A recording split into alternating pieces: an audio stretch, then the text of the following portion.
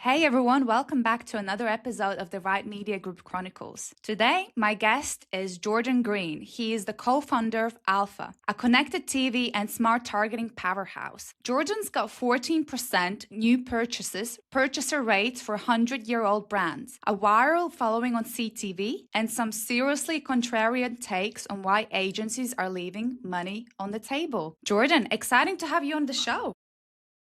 Thank you so much for having me. And at the same time, I need to have you introduce me like that all the time. Like every day of my life, you Yeah. introduce like that. Thank How you. about just to make sure you're happily introduced as well, would you mind to tell the audience a little bit about yourself and your agency in your own words, please? Absolutely. I'm a firm believer that just because something has been done one way doesn't mean it has to be. If you have to say that's my ethos, it's my mantra, I really do believe that. And at the core, when we founded Alpha Precision Media in 2020, that's what I wanted us to be able to do. My job is as the chief media officer is moving pieces around the board in order to keep my clients as the smartest guinea pigs out there. And the three executions that we do most often are connected TV, which means streaming ads that are on that big TV in your living room, online video, ads will be served on your computer or your mobile phone, and display ads, same environment, but still ads versus video. The opportunity to crisscross between them seems to be something that is still exotic and shouldn't be anymore, something that we've been doing for many years. Again, it goes back to how do I find an audience which is appropriate for any particular brand? And then how do I touch them 3 to 9 times in order to get them to act? If I'm serving you a relevant ad, we have a higher likelihood of you acting upon those ads. Now, that sounds basic, but you'd be amazed at how many ads that you get and I get that have absolutely nothing to do with us. And that's because agencies and brands have a goal of how much money to spend and not necessarily what results to drive. That should be the way to go. We can talk about it a little bit more, but I do believe we're in an era finally where impressions should not be the goal. It should be results. It should be ROI. We can start calculating these things regardless of which media is being delivered. You're my first guest who's sort of within this niche. You mentioned connected TV, and I'm very excited and I want to know everything about it I can in these 1 hour that we have together right now. So, do you have a story of a client, maybe a campaign that you recently did? I'm going to give you a quick primer on what I think connected TV is. I said Yes, it of course. earlier, ads that are being served on the big TV. And the reason I'm mentioning that is because people like using letters like OTT to allude to this. And they're not appropriate anymore. OTT just meant over the top, and it's been used for 27, 28 years now for all kinds of different technologies. What we think about CTV as it's streaming. Mhm. I'm watching TV that is coming across not through a cable system or through an antenna. It's coming through the internet and being looked at through an app.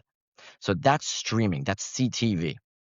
What we'll be able to do, there's two different types primarily. There's stuff that you pay a premium so they take out all the ads, or ad-supported stuff, whether that be a fast platform, free ad-supported TV, or that be something like HBO Max, which you have a lower level, which allows us to serve ads into there. The key component to doing campaigns well is understanding who the brand wants to reach. And it should go past demographics at this point. I know that's been the prime way to target ads for the last 100 years, give or take. But we can get a lot more specific than that now, and we can get a lot more targeted than that. And what I mean by the targeted is for years, it's been best guess. The fancy words in advertising for I know you versus I think I know you. I know you means it's deterministic. I've determined it's you. Probabilistic is the other one where I'm using lots of data signals, putting it into a blender and saying, I think this is who I'm looking for. So a couple things. I think we are finally at the point where the death knell is coming for probabilistic. Mhm. I don't need best guess. Or to put it another way, if you're investing your brand dollars in best guess as your primary targeting, you're in big trouble. You've figured out a way how to create a big bonfire and light all your clients' money on fire. You don't do that That's anymore. the last thing you want to do. Yes. Or you do if you don't want to keep the client. So think about it Mhm. that way. But brands are getting smarter. They want to ask those questions. What am I getting for these ads? I showed you during a basketball game. Okay, what does that mean? I want to be able to sell more stuff. And that's the bottom line. So brands pushing their agencies to do more of that is worthwhile. Now, we have run all kinds of crazy CTV ads over time. And what I mean by that is clients who come to us with very specific goals, what they're looking for, and others who do like still buying the demographic. Our goal, and I always tell it this to our sales guys, is if a client tells you that the sky is green, you know what color the sky is? It's green. The question is, how do we help them get to where they want to be? And what I'm able to do successfully is once they come in, I'll let you run this way to get your green sky. But I got 5 other ways to get them. What if we experiment with those as well to drive the best results? So our connected TV campaigns, we run primarily off 2 different DSPs. For your user base, DSP is demand side platform, and it's where you load up ads in order to be served on connected TV, online video, display, audio, so on. We use the Amazon world, and we have our non-Amazon world, where we use Google DV360. Both are really fine, excellent platforms and have different merits in their own right. But some of the campaigns that we've been able to do says, okay, client said specifically, here's my product I'm selling. It's a toothpaste ad. Okay, I'll give that specifically. And the toothpaste wanted to be able to reach a specific audience. So this said to me, if they're selling on Amazon, I'm using that Amazon data. And we built a campaign in the Amazon DSP that looked at who are people who are just shopping for toothpaste. That's the easy one. But then I went over and I want a conquest on all their would-be competitors. Anybody who's looking at, I might buy somebody else. You're buying my guy. And here's what we're going to do with it. So then what we built the campaign to do is target those people on connected TV. Now, in the United States, we believe that it's misguided. But if it's coming through Amazon, it must be on Prime Video. And that's not true. Amazon will let us serve into over 90 plus premier CTV networks. And 90 as a number is too high. You don't need all 90. You need 15. Because that's where you're going to get the vast majority of Americans in there, shoppers. But if I'm looking for somebody who's already gone to Amazon and shopped for toothpaste before, and I use it as a metric to look at them and use it as a targeting data point to target them so when they sit down to watch TV tonight, I'm halfway home. I already know that they have an interest in this. This technology has been around for a while. Amazon's been remarkably good at continuing to up the ante on that. They keep getting better. And now their match rates for a handful of reasons are going to get significantly better. So I've got new toys that I get to play with over there. I can serve ads where somebody can literally use a remote control and buy that toothpaste. Didn't have that when we ran this particular ad. And I would have had to fight it with the client too because, well, I don't know. That's not what we do. We want to serve the impression. I got it. But when we're able to show back to the client, look how many purchases we can attribute directly back to those ads. Whether it was that CTV ad, or an online video ad that worked with it, because we pride ourselves in multi-screen retargeting. That's a fancy way of saying, I showed you a TV ad, and now I'm hitting you up on your mobile phone too. It's relevant to a consumer base, and I get you to act. Following up from what you just said, and you dove into a lot of detail, and I appreciate that very much because, like I said, this is new to me. So thank you for that. My follow-up questions to that, number one is, how do you track the data? Because, for example, if I saw something on a streaming device and I didn't purchase it from there, I think you mentioned you can, but back in the day you couldn't. But I went to my phone and then I purchased it. How do you track that data? How do you know I saw that ad and that's where the sort of purchase came from? Well, now we're going back to the probabilistic versus deterministic. So let's use the deterministic and stay inside the Amazon example I gave you, okay? Because it keeps it as a closed loop and they have the whole ecosystem. So if I use the Amazon DSP to serve you an ad and you saw that and then went back, let's say you were inside Prime Video. I'm going to make it even really specific, okay? You saw that ad on Prime Video. It got served to you. To get into your Prime Video account on your TV, you had to log in, okay? You then on your mobile phone are going shopping in Amazon using that same login. So the matching is significantly stronger for a platform like Amazon, which can keep it inside a full ecosystem. So having that component really does allow them to do all kinds of attribution, which realistically nobody else kind of can. And now Amazon, over the last 12 months, has made all kinds of partnerships with companies like Roku, with company Disney, NBC. They just announced one with Samsung TV Plus ads last week. Samsung TV Plus for that serve ads in there. And what this allows them to do is all those people to use all those different platforms have to do that login. And they'll do the login match. So they can serve the ad there and then attribute it back to them when they do go shopping on Amazon. What about the algorithm? Because you mentioned it's past demographics. So how do the ads get picked, especially for somebody like me? Let's say I'm on any platform, streaming platform. How do you make the ads relevant to me? Well, it starts off, the demographic has been the base, right? Yeah. So one, demographic has been best guess forever. Hmm. You know, we have certain companies in the United States that measure TV, old Yeah. school broadcast. And the reason I'm using air quotes is because the idea that the measurement company is saying, oh, I don't think this number is real. The people buying saying, I don't think this number is real. The seller is saying, I don't think this number is real. But it's the only number we have, so let's use it. Now we can have real data points. We are in a digital era. And the stuff that we've had for so long for advertising on computers and mobile phones, why should that not be in TV as well? So we should know more about you. We should be able to take those data points that we know about you and transfer them over. For us as a company, Alpha Precision Media, we purchased a company almost 2.5 years ago now that is a data company that's flipped upside down. What I mean by that is data in the digital era is about I got all these signals about you, and then I have to try to figure out who you are. The company that we bought called Plural took that and flipped it up, which said, I know who you are. Now let me apply digital signals to you. And the reason it was able to work so well is because it came out of a project that was originally done for the Census Bureau of the United States government.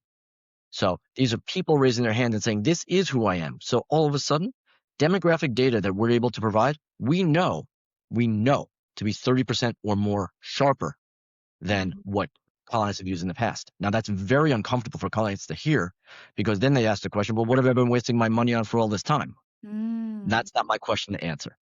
Oh, wow. So demographic, want to make sure you can do that, get it right. And we managed to get that component right. And then we have so many digital signals that we've layered on top to that individual, right? It's amalgamized. I don't know you by name, but be able to target you like that is incredibly valuable. And then you have other data sets that we'll utilize to match together. So whether I have your buying and shopping and entertainment patterns from Amazon, or whether I'm getting bulk data about auto from you, we can mix and match. But if you're able to identify the person and then plug those little data sets on, we get much sharper. So it's going back to, I want to determine who you are. I don't want to guess who you are. And this recent, I believe you said acquisition that you had with that data company, would you Yes. say that's how you differentiate between your competitors because you have these signals now that are no longer a guessing game, they're actual signals? I think it is one of the ways that we do it. One of One the of the things ways. that I do, yeah, like to keep my clients as the smartest guinea pig out there. I Mhm. want them being able to experiment. I don't want them too far ahead, but just riding the wave smartly. So what we've been able to do is bring data in which looks and feels and is better targeted. We've been able to create ads for them in ways that they supply us with their standard video ad and we amplify them, what we call alpha high impact ads. Our most impressive version, and I'm going to give our lab guys a lot of credit for this, has our AI infused. And what I mean by that is ChatGPT has done us a tremendous service, and they've taught the whole world that we can talk back to the computer in very different ways than we're used to. What this does is take that functionality and puts it inside an ad unit. So you're watching your standard video, it's got some stuff around there, it has a little slider. You slide it over and you can ask all kinds of questions to the brand. Doesn't take you away from the website you were on. It just lets you interact with the brand. And of course, we have guardrails, so they can't just ask anything. They can ask anything, they're just not going to get all those answers. But the idea is, how do you use an ad? The same ad that you would have paid for anyway for a plain video ad. How do you get more from it? And we've managed to figure out how to get more from it. That's how you keep things smarter. And what I like us to do is every time the market or another vendor competitor catches up to something we're doing, we're already 2 steps ahead of that because we're introducing the next thing. And how do you keep on top of the trends? Because I'll be honest with you, now with the AI, I was at the point where every single day I have these AI news and I watch them, and now I'm mentally exhausted. I'm like, I just can't keep on top of the new tools coming out every single day. So, how do you still make sure your agency is innovative and applying the new things or the new tools that keep coming out? But I can start with this. When you start hearing the same word, the same buzzword over and over again, it's dead. It's done. We got to move on to the next one. Okay. A handful of them have popped over the last week. Everybody's finally woke up and decided that outcomes, that's the word we're going to use, outcomes. Here's what I think. The results from the ads. I served you an ad, you acted on it. Okay. But I think it's funny that everybody's like, we just woke up saying, oh, now we can do such things. We've been able to do these things for quite some time. But now if they're putting the word outcomes out in the marketplace, we've got to move on to the next thing. Another word that's getting beaten to death in the media market here is the word curate. I'm providing you curated versions of my inventory and my ad space. Now, we Alpha have been using that for 5 years. We've been always been curating our audiences. We've been curating our inventory. Why? Because I want that higher likelihood of that consumer acting. It makes my client happy. It makes brands who are underneath them happier with more purchase rate, and they come back and they repeat customers. But that term curate is everywhere now. Everybody wants to talk about that. But you hit the number one term dead on the head, which is AI. There's no vendor who's out there pitching not using the word AI one way or another. And to the point where I had to reframe for our sales team, how do we use AI? Because we do. Mhm. How do I go into an agency who's invested billions of dollars in their platforms and tell them that my way is better? It's very, very difficult. So instead, I reframed it as we do what I refer to as functional AI. Mm. I've got AI tools that I can use ahead of time to build your audience. I've got AI tools that I'm using in your creative during the campaign that make the ads work harder. And I've got AI tools after the fact, which are analytical. So my goal is at the end of every campaign, I want clients to be smarter about their own campaigns, their own brands. So they're smarter to run with us and as well as the other campaigns that they're running elsewhere. Yeah, it's funny you touch point on outcomes, but I think you used it in a different way. I would use them like outcomes for me, like especially in sales. That's one thing I keep hearing. You always focus on the outcome and not the tools you use. And thing with AI being such a huge, probably one of the biggest buzzwords right now, is because there's so many agencies that call themselves I'm an AI agency. And there's clients that I've worked with and they've been burned from these agencies, right? At the same time, they focus on the tool rather than the outcome. And that's if they can even sign on some clients, right? So the outcomes and the AI, two buzzwords you touch point on, just made me think about that. I'll do it this way. To me, there's only two types of marketing or advertising, depending upon which is higher up for you. There's only two things to do. Number one, I want more people to know my name. Hmm. I want people to know who I am. And the fancy term for that is brand advertising. Number two, I want somebody to go out and do something. I want them to click. I want them to buy. I want them to donate. I want some action that comes from there. Now that second bucket has changed names 50 times in the last 12 years. Go pick as much as you want. But essentially, it's direct response, direct mechanism of some kind. But I like ads that are responsive in their nature. You're not just trying to get somebody to know about you, but how do I get you to act upon it? But that's it. At the end of the day, those are the two buckets that really exist. Now, I will say that vendors out in the market, they sell in one of two ways. It is so complicated out there that you have to trust me. I'm the only one that can help you do this because it's really complicated. Or the other way is, I want you to understand what we're doing and let's execute this together as a partnership. How do we keep building together? I think that second bucket has much longer legs. I think that it is something that I try to impart upon our sales guys. And as you can tell, even from the discussion here, I love the education part. I love the teaching because the more you know, the more your creativity starts flowing. I didn't think about that. What if we did it this way? And we end up in a much better place overall. Yeah, and I think it's the fact that you're transparent with your client first things first. You're literally revealing what's behind the curtain. If they want, they can go do it themselves, but the amount of time it's going to take for them to still figure it out when it's taken you years, it's too long, right? They don't have that. They want something that's efficient. That's why they'd rather trust somebody like yourself and do it for me, please, right? Correct. I do have a funny story now that you came so close to it. Most clients will listen to you, and if I'm laying out not just the what, but more of the how, right? Hmm. How we plan on doing this, because I want you to partner with me. We're going to do it together. Every once in a while, somebody comes along that you've shown them all this, and they think I can go do this myself. I don't need them. Okay, yeah, do tell, do tell. I'm curious now. So we had a client that attempted. It was an agency attempted to go took this back to their brand, and they said we can do this without alpha. They attempted to do it, and when they couldn't execute it properly, came back and yelled at us for not being able to steal our stuff better. Fascinating. I think a certain Wow, degree of the gall nerve. years ago at this point, but still. Wow. But like actually, whilst we're talking about this, why not? We're going to dive into this topic. Now, with AI out there, have you personally had experience where clients know better than you do because AI being out there and they just read AI or whatever, and now they're the experts? Have you had those situations before? That's interesting because how about this? I never go into conversation thinking that I know everything. So start there. Mm. My goal is bring the tools to the equation and say I've got ideas on how we can use these tools. I want the client to be that collaborative, including if they learn something from AI. One, it may be misguided because a Mm. lot of stuff that Yes. AI is pulling in right now, it's not imperfect. So it lets me give them the real even before, I'm still a real human being. I can tell you the real and here's how we've executed and here's why. Or on the flip side, they may have learned something that nobody has yet. So how do we Mm. implement that before somebody else does? So I think both of those end up being a win-win scenario. You have AI is going to be better tomorrow, literally tomorrow than it is today. Yes. So as it continues to evolve and people are spending more time in it, there's so many different facets. So you have to make sure that you're staying on top of that. And honestly, everybody's personal usage does bring little nuances of that into the fold. I want to dive more into your philosophy. Specifically, you said just because it's been done one way doesn't mean it has to be done that way. Has that thinking ever taken you in a bad situation or sort of broken a deal or a company because you're just trying to be innovative? I want to be smartly innovative. I'm not just I just don't need to do it for the sake of doing it. Okay, yeah. Um, I will say this. I think you learn more from your failures than you do from the successes. And it depends on how you categorize those because you're still going to get good results even in the so-called failure bucket. But how do you continue to sharpen that so it looks more like the other way?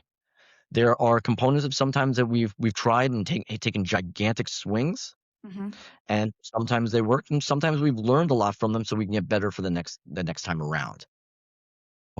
Um, I'll give you an example. It was a big swing for us, and I'm putting it firmly in the middle of the road. Learn some stuff, some success, some fail.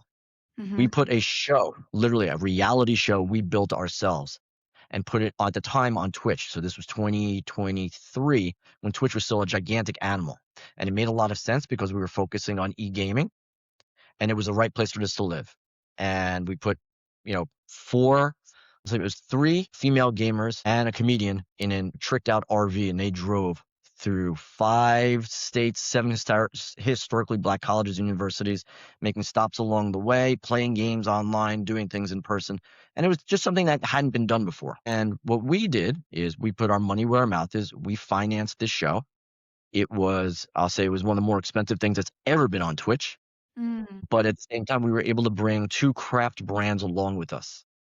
And they were able to be featured throughout the show in a way that realistically we hadn't seen somebody do before. Hmm. I'm not just talking about product placement. I'm talking about the product was weaved into the stories of the day. Right? So those two products it was Kraft Mayo and it was Velveeta. So one day had our girls stopping off to get their nails done and they got Velveeta colored nail polish. Who knew that such a thing existed? But all of a sudden now you're Wow. talking in a beauty salon about Velveeta, which was kind of a cool, weird way to introduce it. And we hit a handful of those things along the way that sometimes we even got too close to what the brand, why they actually asked us to pull it back. Like, no, no, no, we've been talking about that internally. That could be another product line, so you can't talk about that.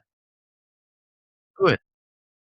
That being said, I will say that it was a good proof of concept for us. It proved to us that we can use content as an advertising vehicle. And we're doing that again right now with a series around female sports, specifically Ooh. around series around female basketball, about female basketball in the United States. Hmm. And as a handful of WNBA players that are the executive producers behind it, and it's giving us all this wonderful stuff that we can do, not just in the show itself, but all the way surrounding the show. Mm. So advertising towards that's where content should drive. If there's content that's about something, how does somebody who wants to advertise to that crowd get associated to it? And Yeah. now we can do it better than it's the best guess, right? It's like something as simple as this. The WNBA, when it airs in the United States, we all assume that it's going towards a female audience.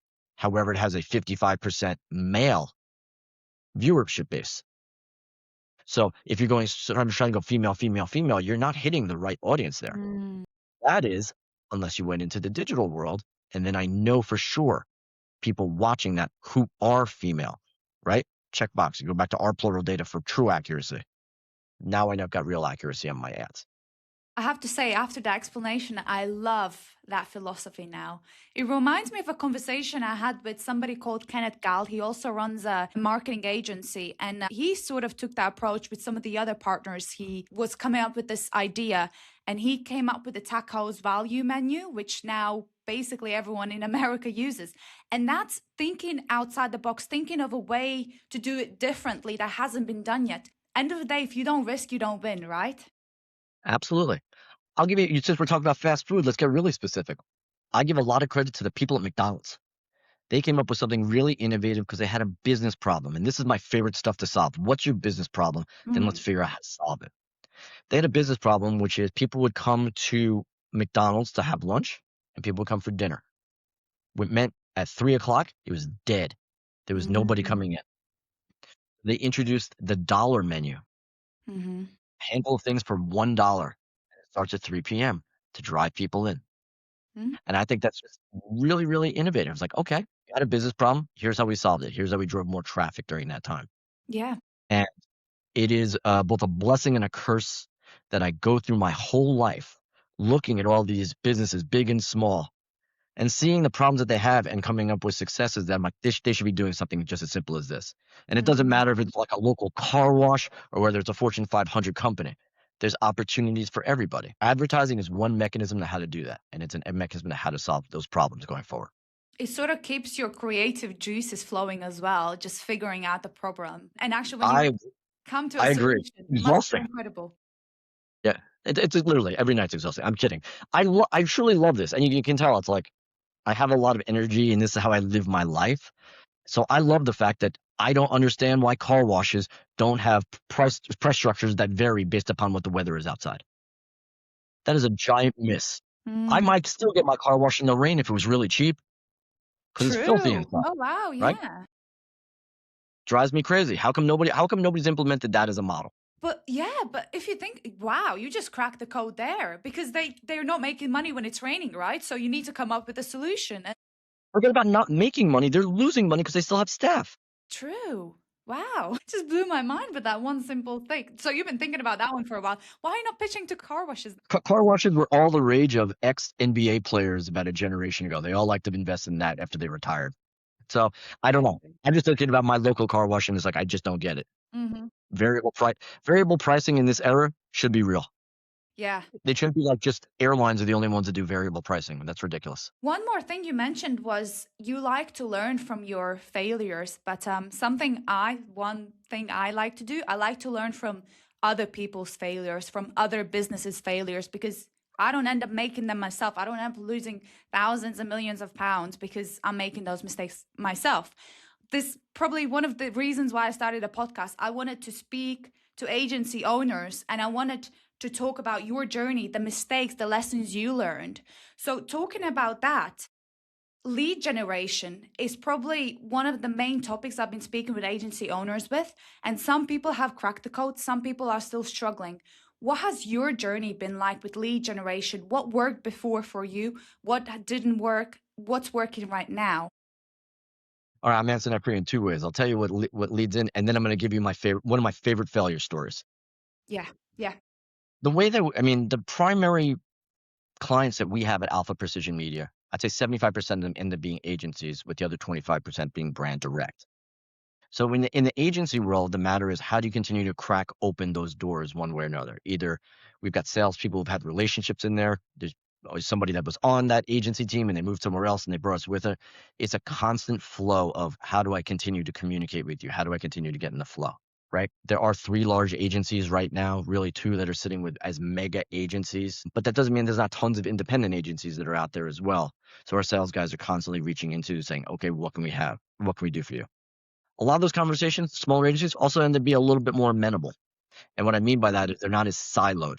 Large agencies will have, this is my search group, this is my video group, this is my TV group. And they really have walls in between to the point where we, for very large brands, have sold to two different groups inside the same agency and used our data and our platforms to bridge the two because they don't know what the other hand, the left hand doesn't know what the right hand's doing, but we're able to be smarter for them collectively. Wedging the door open is the first thing. It's constant process of how to continue to stay in front of people. Mm-hmm. My goal as the chief media officer is I like to do thought leadership. Mm-hmm. The way that I do that is I speak at conferences, speaking to people like you for podcasts. I write articles that are published, like the Fine People at Worth magazine, which is now Worth Media. They are kind enough to let me write for them every once in a while. And I've been posting for the last 5 years what I call CTV Weekly Insights on LinkedIn. Mm-hmm. And I am blown away by how my user base, viewer base, reader base, whatever we're going to call them, has grown just in the last 6 months specifically because I started hitting on tones, which I think meant more to people in different ways. So I like that I'm talking to tens of thousands of people every Friday about something that I've seen and how it could impact the overall market. Where did you say it was? Was it on your Instagram or your LinkedIn? I do it on LinkedIn. On LinkedIn, I'm yeah. weird in this regard. LinkedIn for me is all business. Instagram and Facebook, that's personal. So I always keep it everything on LinkedIn. And yeah, I put cartoons along with it. It's like Mhm. my version of a worker. I'm not going to go that far. But I think it's more, it's a wonderful creative exercise because as you can see, I like to put my brain out there. I like to share thoughts and I like to see the discussions that it brings up. I don't Yeah. need people to voraciously agree with me. If you disagree, Oh, I let's love talk a about good that. disagreement. I love it. Tell Absolutely. me your opinion. Why are you at this decision? Why am I in this decision? Let's meet halfway down there. I love a good discussion. And for anyone who's interested in your weekly insights, they can obviously go over to your CTV link. Weekly Insights. If they look up Jordan Greene on LinkedIn, Hmm. Jordan, the one that's associated to Alpha Precision Media, because there's like three of us. That's the one where I They post can as check often that as I out. can. Oh, interestingly, I have actually met other Jordan Greens in my life. It's actually a weird kind of scenario. Really? Yeah. They're not like Used to be doppelgangers or anything, are they? a Google ganger. I like that terminology I heard once. Mm. It's modern era. Anyway, Huh. so here's my favorite failure story for your audience. I was very excited. We're stuck really on fast food today. We were pitching an agency who was representing a fast food chain, Hmm. and they said that they were ready for advanced targeting, the kind of advanced targeting that you and I have been talking about here. They're used to buying sports. I'm going to put it on during basketball, and those people are going to go buy my burgers. Like that's really what they were doing. So we created, and I was very proud of this, a plan. It was actually it was more than bifurcated because it had multiple parts. How do I get you to move for breakfast? How do I drive you in for breakfast? Here's the data points I'm using for that. How do I get you for lunch? How do I get you to bring the family in for dinner? Really well thought through, not just about the audience, but what the drivers were in order to get them to act. And I still remember it was a call just like this, and I only got to like point 3 on my plan. And you just watched the guy who was so excited about data just go, you know, I buy sports. Like I buy sports. And it was one of those things. This was a couple years ago at this point, but it was one of those things that made me recognize just because you're ready for the new, you're ready for the advanced technology, you're ready for something that makes so much logical sense, does not always mean that your client base is. So it's Hmm. a matter of how do you bring them smartly up that on ramp? How do you get them to feel more comfortable with the data that we can provide to them to show them that it's going to be smarter for them so they don't fall back to, I buy sports. Hmm. Hmm. I see, to avoid situations like that specifically. It was great. You just got, and it's funny when my CFO says this, right? You got to meet the clients where they are, right? And sometimes I go a little further. I want to meet them where they're going to. Mm. But if you take that step that's just too far, you get the glossy face over and they Yeah. can't take it in. And that ends up doing is if they're willing to accept it, it's more education. It's just more time. Hey, let me show you what this can do. Let me show you what another client that we worked on, what we did for them. That part gets there. But they have to make sure that you don't overwhelm them so much that they just can't take anything else in. I want to talk more about what you mentioned, staying on top of mind. So you said you do that with thought leadership. How do you actually see the ROI on thought leadership, speaker events, podcasting even? That's a really good question. I will tell you what I really enjoy is when somebody will reach out to me separately. Hey, I heard you on this thing. And then we'll end up having a discussion. Doesn't necessarily mean that it's going to turn into a client base, but you never Yes. know what discussion is going to turn into something new. Mm-hmm. I've helped people from around the globe, which I've really enjoyed. It's not always by the not paying jobs for Alpha, but it ends up being there was a general manager from a CTV network in India that reached out to me and she was having a specific issue. And the fact that I was able to go back and forth with her over the course of a couple hours and help her be able to fix the fundamental issues that she was running into makes me feel pretty good. It makes Mm. me feel like at least I'm putting stuff out there that's resonating with people in different ways. I've seen my followership or my connections on LinkedIn grow. But again, what Mm. I appreciate is when people will become part of that discussion, or they reach out to me and say, that was an excellent point, or I can see them saving what I'm writing or sharing it with other people is very, very valuable. So it makes me know that I'm at least hitting on points which are important for the marketplace as a whole. Talking about people discussing on LinkedIn or commenting, one thing that really is starting to annoy me is AI comments. Honestly, just don't comment if you're going to use an AI comment. If you don't care, just please scroll by. It is so annoying. I just ignore them. Yeah. You can see them from a Um, mile away. I'm gonna give you a baseball analogy. You don't Mhm. swing at the pitch in the dirt. And sometimes you can watch somebody trying to poke you to get you into a fight. Other Mm. times, there's other people who legitimately, you can tell, here's my 3 to 4 paragraphs in response to what you wrote. And I agree with you. That's not them. That is an AI, bot being stuck in there. I pride myself in the fact that the thoughts that I put out there are mine. I write them. Do I Mhm. use AI to clean up and shine? Of course I do.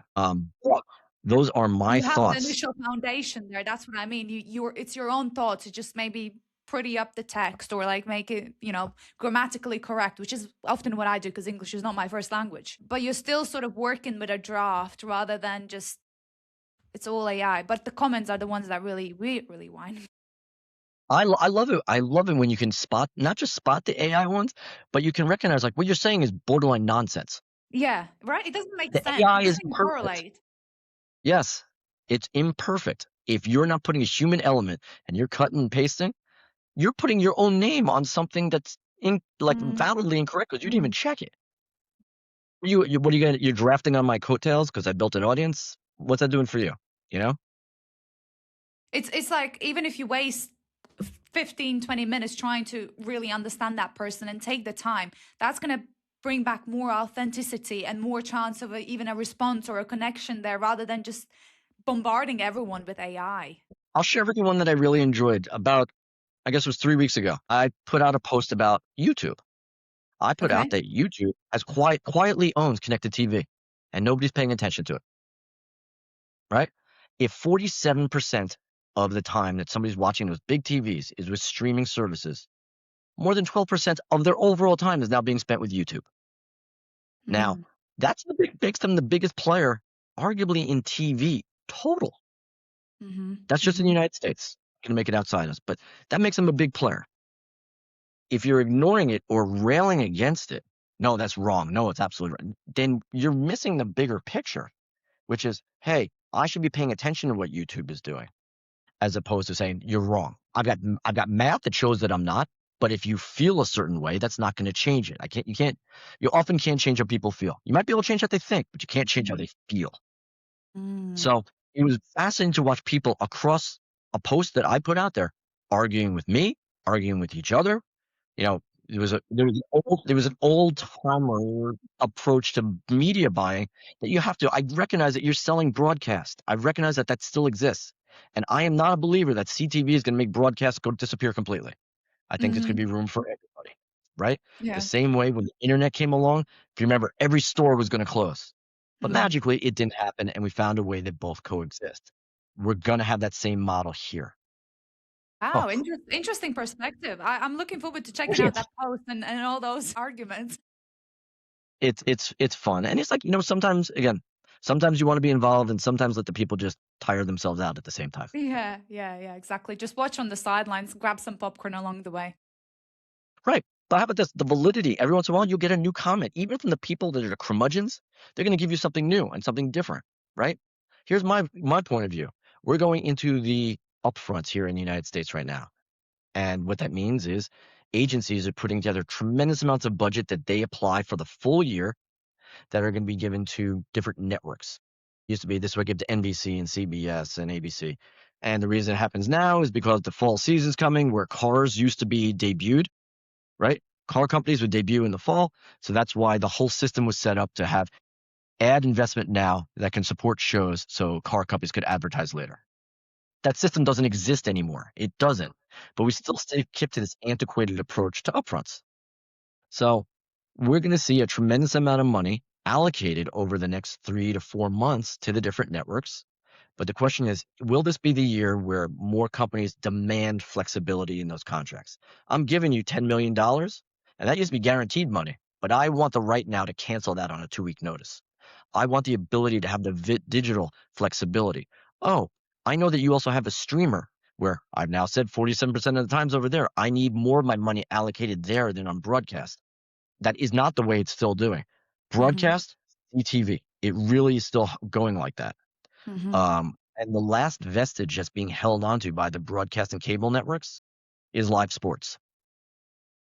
So it's broadcast on NBC and CBS and ABC. They have football and basketball and baseball and so on.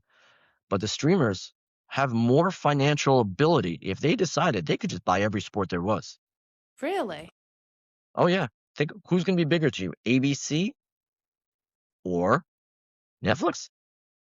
Mm. Think about it. Disney, which owns ABC, they're a fraction the size of Amazon and Netflix and Apple, companies that can invest if they so wanted to and buy all the rights to those sports. I wrote an article about that last year and people were kind of amazed. So I laid out the financial ability of one versus another. I will tell you, one of the things that I did recognize is here in the US was a news story for a good period of time about Warner Brothers Discovery. And I was one of the first people to comment that I thought Netflix was going to be the company to buy them. Mm. And that was one of those huge, like, explosive stories. I hate to call them stories. I'd get an analysis of what I thought was in the marketplace because Netflix has this much buying power, right? Yeah. And a lot more than Paramount had. But Mm. then Paramount just kept building their case with more and more money and more and more money. And eventually they beat Netflix. But Netflix won because they got a breakup fee that did just fine by them. Several Mm-hmm. $billion being put in their pocket for not buying something's pretty good. Yeah. So this is the type of marketplace that we're living in. So much money is being allocated, but the digital ecosystem should be imposing its will, whether it be in streaming or whether it be on broadcast or just TV as a whole. The game has to keep shifting. It can't be the same way it transacted in the 1980s or 70s or 50s. Yeah, I heard apparently Netflix is, and I don't know how true this is, but apparently Netflix is really exploiting that Indian market because there's so many potential there. So apparently they're investing billions and billions of pounds into that market and I guess put more Indian films out that resonate with the audience from there. Netflix is a remarkable company that they may be this giant stalwart, but they are very, very flexible and they pay attention to Hmm. what's going on in the market. So their first win in live sports is they broadcast a Mike Tyson fight. Mm. It was Mike Tyson against I think it was Jake Paul or Logan Paul. I had one of the Yeah. Pauls. Yeah. And it was their first foray, and they picked up 10 million new subscribers. It was like 38 million people. The numbers were tremendous because it was global also. They have a giant global footprint. And they were Hmm. able to say, okay, we now can do live sports. What else can we do live? So now they have football. They have the WWE. They did a baseball game. The first game of the season here in the U.S. was on Netflix. There was the Yankees versus the Giants. They're doing award shows. And here's their newest one that I don't even think enough people are paying attention to. Consumers now, podcasts have become video. You and I are recording this right now. It's video. This were all on YouTube. And then Spotify figured out they started putting out their own version. So Netflix bought a whole bunch of podcasts that now air on Netflix. So Wow. podcast, see your face right there. You didn't even know. No, I And didn't. to me, what that shows is they're paying attention to consumers, right? Uh-huh. I don't have time to sit and watch a whole movie. I don't even have time to sit and necessarily watch a 30-minute TV show, but I may watch 15 minutes of a podcast. And it's Hmm. one that I like. So there's a whole podcast area inside Netflix now. So you can go watch I'm those. gonna be checking it out after this podcast. I'm curious now. So you just search up like podcasting, and that's what you're gonna get? Yeah, I mean, you don't need to search. It's a category. Check the Binge-worthy category. films, Wow, 30-minute comedy, blew my mind right podcasts. there. Along other things you mentioned, of course. Jordan, my last question to you is, or sort of my dual question to you is, what is your goal for the next 12 months for your agency? Are you in a growth phase now? Are you in a more optimizing phase now? Always growth. Growth. I said it this morning. Can't ever have enough clients. Can't. Hmm. Because you don't know what tomorrow is going to yield. We've seen year of 2025 was remarkable instability. That's a kind word to what we saw here. Mass volatility. We saw tariffs impact our clients. We saw politics impact our clients. And the first thing that usually gets cut by brands when there's this Okay. instability ends up being advertising. Yeah, So marketing we saw a services. Yeah. lot of this. My goal in general is what's the next thing, right? Okay, yeah. I have a pretty good vision what I believe CTV is coming to be.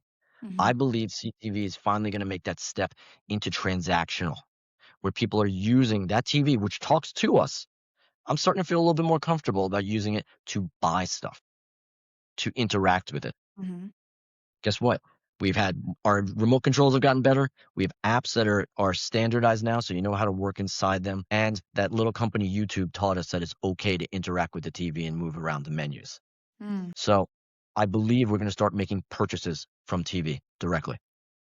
The two companies which I watch the most in this in the United States are obviously Amazon and Walmart. I've written about both of those over the last couple of weeks.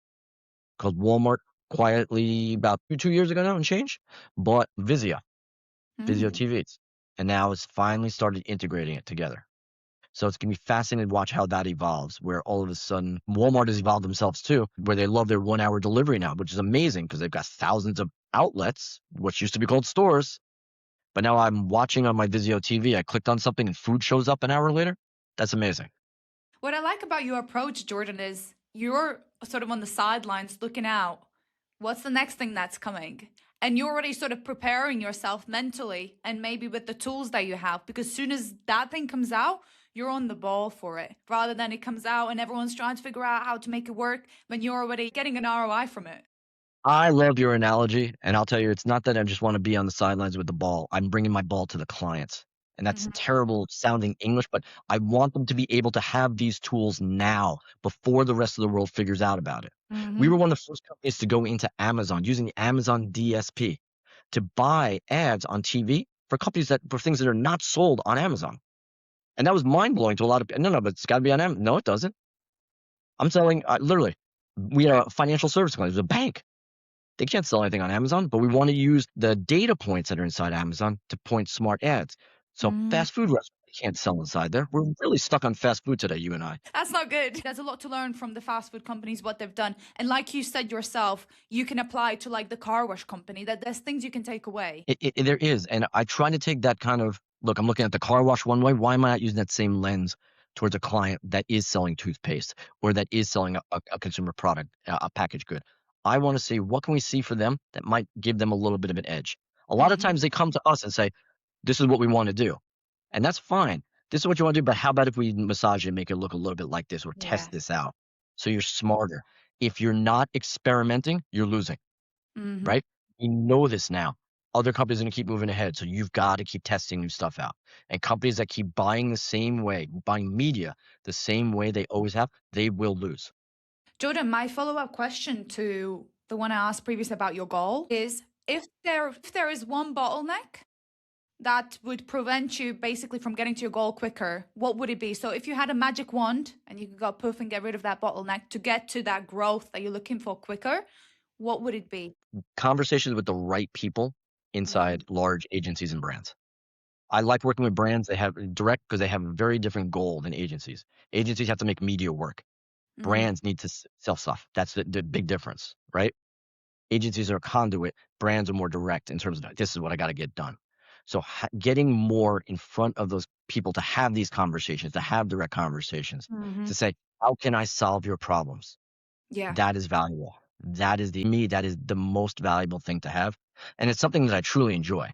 Mm. Just getting in the room, you're bringing all these arrows in my quiver and then saying, how do we use these in order to make you stronger? Amazing, Jordan. Thank you so much for spending an hour with me, letting me My pick your pleasure. brain. And it was enlightening for me to find out more about this industry that you work in as well. If people wanted to connect with you, find out more about what you're doing, where should they look? I mean, you mentioned your LinkedIn. Is there anything Go to anywhere LinkedIn. else? LinkedIn is the easiest method, and I've tried to actually delete other places. So it becomes one place, right? Yeah. Jordan Greene on LinkedIn. You can find me there. Or if you really must, feel free to email me directly, jordan@apm.inc. Awesome. That's nice and easy. So, for anyone listening, if you enjoyed this episode, please like and subscribe and let me know your favorite takeaway from Jordan down below in the comments. Thank you for watching.